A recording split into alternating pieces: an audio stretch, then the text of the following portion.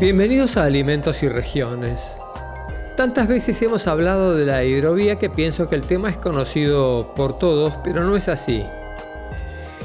Este río bendito tiene cientos de años haciendo de comunicación con el corazón de América del Sur, pero hoy lo que nos mueve es el tramo que se denomina troncal, que habilita la navegación de grandes buques hasta el interior en la unión de los ríos Paraguay y Paraná, y a ese tramo se lo denomina troncal. El río es una vía para trasladar la producción y acercar insumos para transformar y fabricar riqueza. Y es así como deben verse las medidas que en esta etapa hay que tener en cuenta pensando en las próximas décadas. Desde la Unión Industrial reflexionan. No cabe ninguna duda que la hidrovía ha sido tremendamente importante en el desarrollo de la agroexportación y por ende de la industrialización de la agroexportación. En este momento la industria aceitera es la industria más importante de la República Argentina en términos de valor de sus exportaciones, es significativamente la que nos está dando en este momento aquellos montos de divisa que desde otros sectores lamentablemente no estamos pudiendo conseguir, con lo cual también hay una visión industrialista de esa parte de la economía. No obstante lo cual, es también importante que en el futuro, y sobre todo en esta etapa de discusión y de superación de lo bueno que ha tenido la hidrovía hasta ahora, es importante ver cómo incorporamos a sectores industriales que no están directamente asociados a la agroexportación, pero que necesitan también ser beneficiados con la posibilidad de reducción de costos que tiene la hidrovía. No es tan sencillo para empresas pequeñas y medianas del interior del país. Por eso es importante una política pública de transporte y de desarrollo industrial de estas pymes para poder ponerlas en el lugar que les corresponde. En ese eterno mientras tanto, debemos reconocer que la hidrovía permitió el desarrollo de una industria de transformación de soja en harina y aceites, inigualada en el mundo y que tiene como prerequisito una capacidad financiera muy grande. Una empresa grande puede exportar un buque, puede exportar medio buque, pero no así pequeñas y medianas industrias que tienen a lo mejor que exportar 5, 8 o 9 contenedores por mes. Entonces no hay una escala que les permita apropiarse de todos los beneficios. Esa escala hay que dársela con un sistema de transporte que desde la Unión Industrial Argentina estamos proponiendo ya hace 2 años y que están en las propuestas industriales que se le han acercado a los diferentes gobiernos y que tienen que ver con la identificación de un sistema integrado de transporte. Un sistema integrado no es solamente un sistema multimodal. Un sistema integrado de transporte es aquel sistema que asigna de la mejor manera la utilización de cada modo de transporte de acuerdo a cuál es su costo. En la Argentina, lamentablemente, por cuestiones que quizá ahora no sea el momento de referenciarlas, tenemos el 95% de la carga del transporte terrestre en un solo modo, que es el modo automotor, y que no es el de menor costo logístico, es al revés, es el de mayor costo. Entonces, si nosotros pudiéramos transferir parte de la carga al modo ferroviario, parte de la carga al modo fluvial, parte de la carga al modo aéreo también, que es muy poco utilizado en la Argentina, sin duda vamos a integrar los modos, pero para eso hay que tener en claro las inversiones y las políticas de desarrollo de transporte de mediano plazo. Son industrias que indudablemente requieren de muchísimo capital para poder funcionar, con los volúmenes que manejan. Entonces es bastante lógico que sea concentrado en capitales normalmente en grandes empresas, y fundamentalmente en grandes empresas y extranjeras, porque aquí vos viste lo que pasó teníamos en algún momento muchas empresas nacionales, que lamentablemente muchas no pudieron dar el salto y quedaron en el camino. La experiencia de la propia Terminal 6 grafica esa evolución. Fue fundada en 1985 y sus socios fueron Aceitera General Dehesa, Guipeva, Tancay, Bullati, Aceitera Chavas y Oleaginosas Río Cuarto. De ellas hoy solo quedan AGD y Bunge. Es muy difícil para los capitales nacionales conseguir financiación externa, que es lo que necesitas en esto, ¿no? Porque sin financiación externa no es factible. Bueno, y la última que sabemos, la última que acaba de frenarse, digamos, o sea, no digo desaparecer, pero tener sus serios problemas fue Vicentín, otra firma nacional. O sea que para los capitales nacionales en estos volúmenes y demás es complicado, digamos. O sea, los números finos que componen toda la ecuación de costos son vitales. Hoy tenés que tener muchísimo volumen, porque fíjate que normalmente la industria va adelante de las cosechas. O sea, primero, la cosecha no es la que tira a la industria, la industria tira a las cosechas. O sea, normalmente hay mayor capacidad instalada que la capacidad de producción de semillas. ¿Por qué? Porque nadie quiere perder volumen, entonces tendés a crecer permanentemente. Por eso el desarrollo de todas estas empresas tan grandes en esta zona, que indudablemente la zona, por una cuestión geográfica y de vías de transporte más ajustada a la economía, digamos, ¿no? A la eficiencia. O sea, porque acá tenemos un desarrollo de líneas ferroviarias, de rutas y demás que se diseñaron en algún momento, hace muchísimo tiempo, sobre todo en líneas ferroviarias, que confluyen a la zona de Rosario. O sea, todas las líneas ferroviarias confluyen a Rosario, no es casualidad, porque en algún momento el puerto era el puerto Rosario, el que sacaba todos los trenes. O sea, modificar eso es muy difícil. Ese diagramado logístico cumplió sus objetivos, pero es claro que ya no es lo mismo, y volver a pensar el desarrollo hacia el futuro es política de Estado que habilite a una enorme cantidad de empresarios con inquietudes a animarse a una exportación y entrar en una nueva dimensión de crecimiento. Estamos todos expectantes de las ideas y medidas que puedan surgir del gobierno y de los institutos que le dan sustento.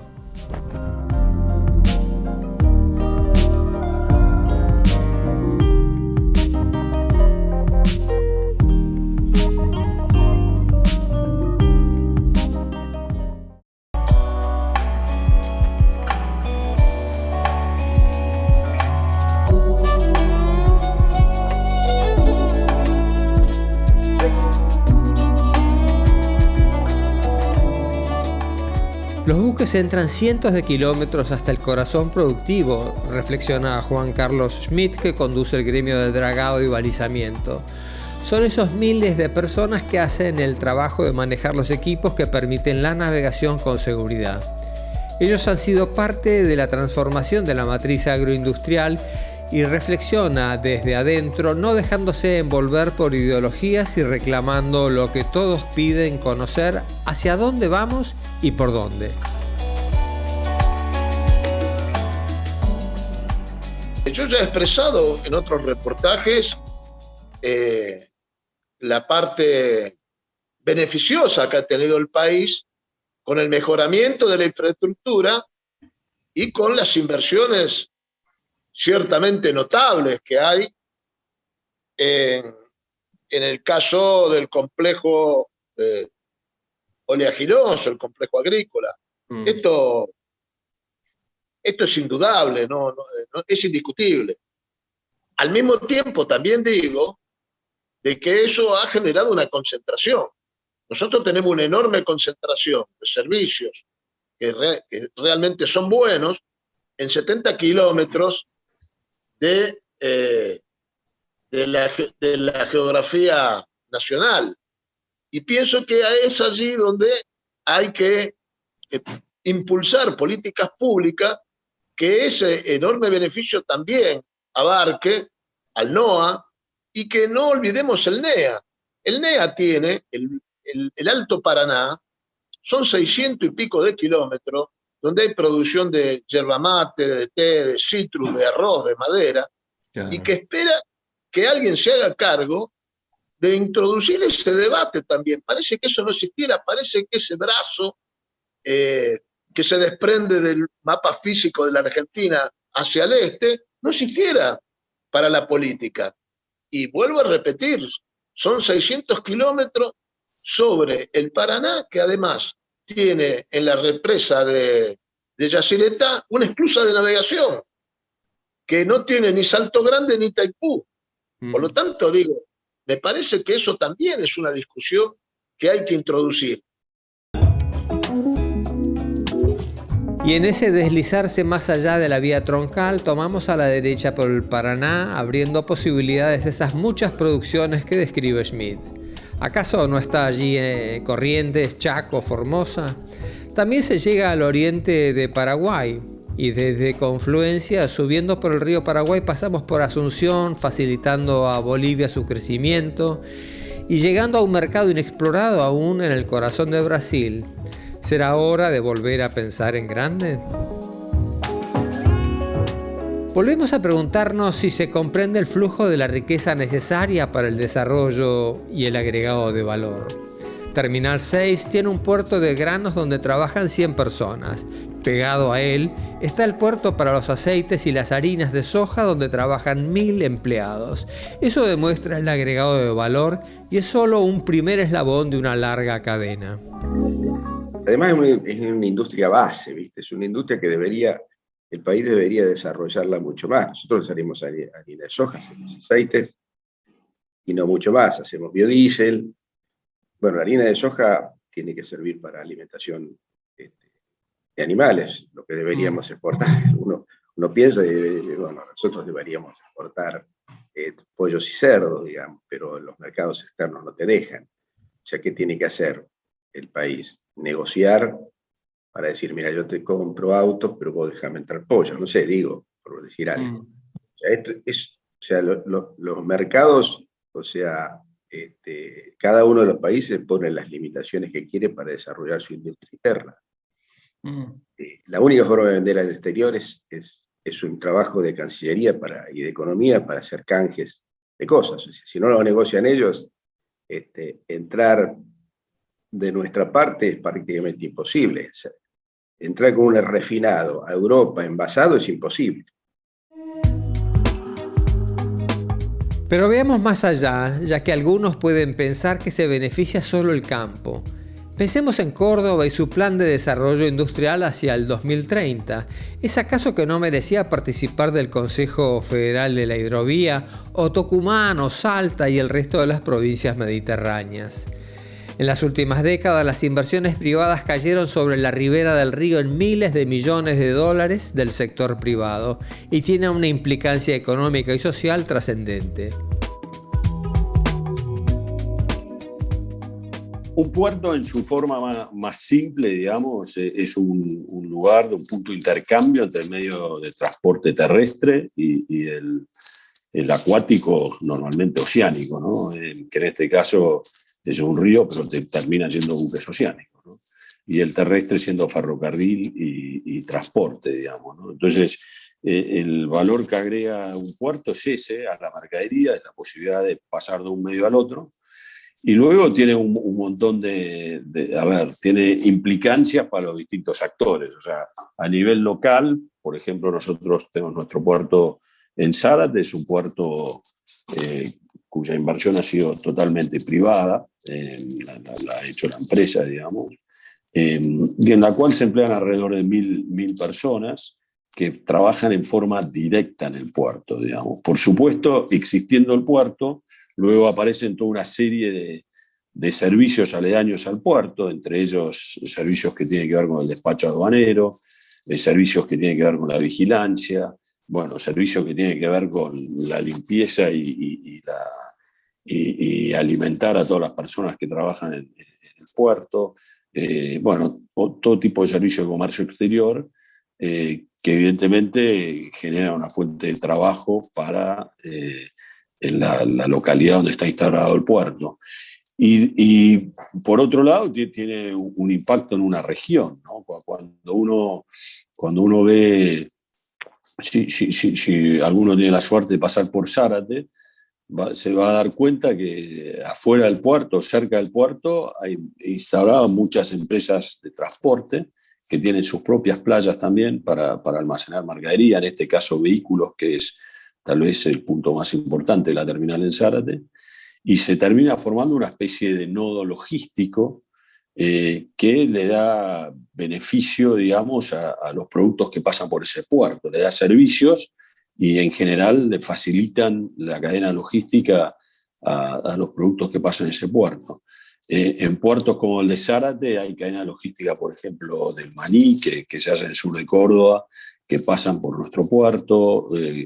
Hay cadenas logísticas que tienen que ver con la exportación de fruta que pasa por nuestro puerto, digamos, y todos ellos evidentemente pasan por el puerto porque de un punto de vista logístico les hace más eficiente la cadena logística, ¿no? Entonces, ese es un poco el beneficio que traen los puertos, tanto a las ciudades como a las regiones donde participan, ¿no?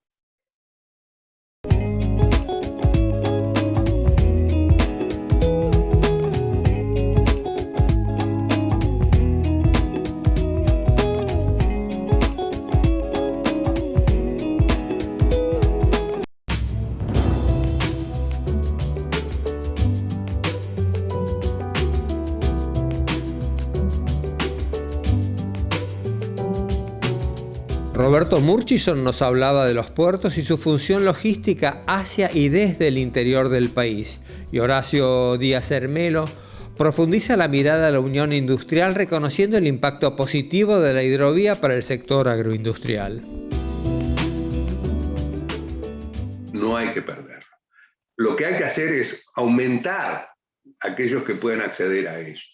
En ese sentido, para aumentar la posibilidad del uso de la hidrovía por parte de otros sectores económicos como el sector industrial no agrícola, nosotros vemos como muy importante el tema de los centros de transferencia de transporte en el interior, la concentración de cargas en determinados centros de transferencia que pueden estar en Córdoba, Tucumán, Mendoza, etc., y la accesibilidad desde esos centros ferroviaria hasta los puertos de la hidrovía.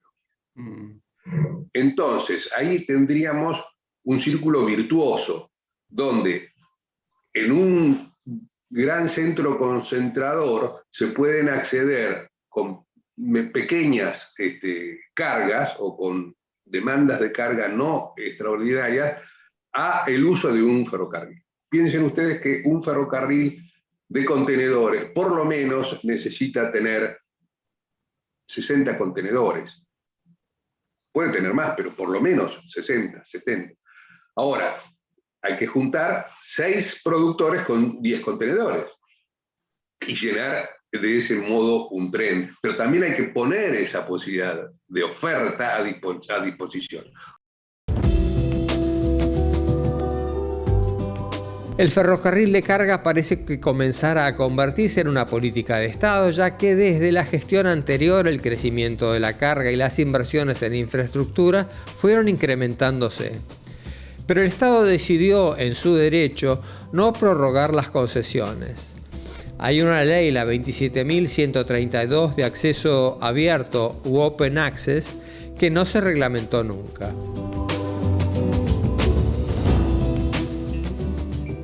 Creo que no ha sido reglamentada porque el concepto de acceso abierto, tal como se conoce y como es efectivo en otros lugares del mundo, como Estados Unidos o la misma Europa, nos queda un poco grande por el tipo de país que tenemos nosotros.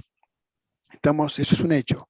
Estamos ante otro hecho. Las concesiones tienen vencimiento relativamente pronto. La concesión del ferrocarril, de Ferroexpreso, debiera ser ahora en los primeros días de noviembre de este año. La NSA en diciembre del año que viene y la de Ferrosur Roca el otro año más. La resolución que está publicada en el Boletín Oficial hoy lo que establece es una homogeneización de la fecha de vencimiento de esas de esas concesiones. Evidentemente, por el tenor de esa resolución, los concesionarios habían pedido prórrogas. Las prórrogas que habían pedido estaban dentro de los contratos, pero también dentro de los contratos oportunamente suscriptos estaba que era facultad del Estado otorgarlas o no otorgarlas, y evidentemente por este acto administrativo de carácter general, el Estado ha resuelto no otorgar prórroga a esas concesiones. Interpreto que le transmite o recupera todos los activos que son el material rodante y el material no rodante o la infraestructura de los ferrocarriles. Creo que designa como operador el ferrocarril Belgrano Cargas o a su continuidad actualmente. Y creo que también retoma los puestos de control de trenes. Sin embargo, les establece un registro donde se pueden inscribir los actuales concesionarios y otros operadores para ejercer un derecho o un open access o acceso abierto, me parece que acotado a cómo es el mercado nuestro en materia ferroviaria. Creo que esa es la evolución. Claramente que el Estado retome la infraestructura es una necesidad. Son inversiones de enormes cuantía que se recuperan en muchos años, que se benefician, que tienen externalidades que van a la sociedad completa. Entonces es razonable que el Estado retome, mucho más cuando el Estado ha hecho contratos, ha tenido financiaciones de origen chino y ha hecho inversiones en la infraestructura. Entonces es lógico que esa infraestructura, esas inversiones las recupere el interés público en general y no un concesionario en particular.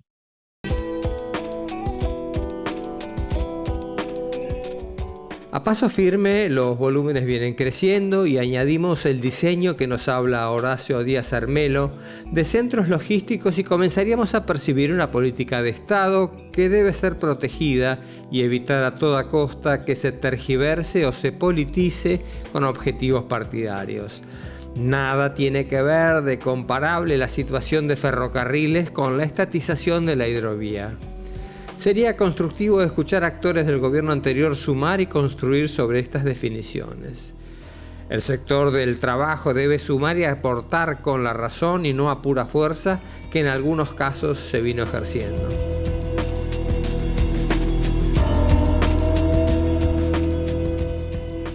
Es un mito.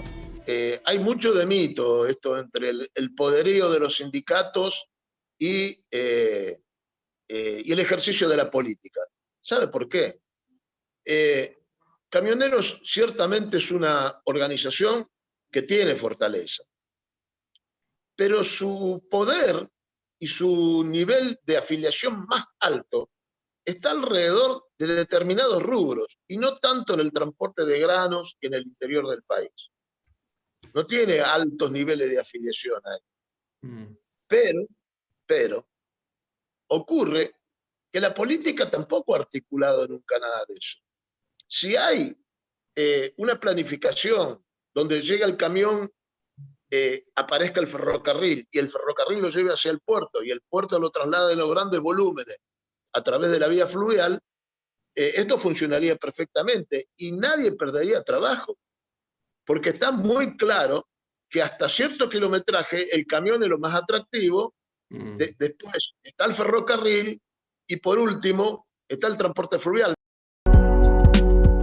Juan Carlos Schmitt es respetado por su conducta y trayectoria, y tiene razón, la política hasta ahora no brindó soluciones. Recordemos que fue la política la que puso al zorro en el gallinero, es decir, puso a Moyano y a la patota de su sindicato dentro del ferrocarril Belgrano. Pero eso tal vez ya sea historia. Mirando la hidrovía como parte integral de un sistema, se avisora por un lado una virtuosa mirada para mantener una gestión racional, pero también se entrevé una fuerte embestida de un nacionalismo estridente y estéril que puede hacer que ese valioso medio de transporte que es el río se convierta en una caja con mucha liquidez y objetivos ramplones.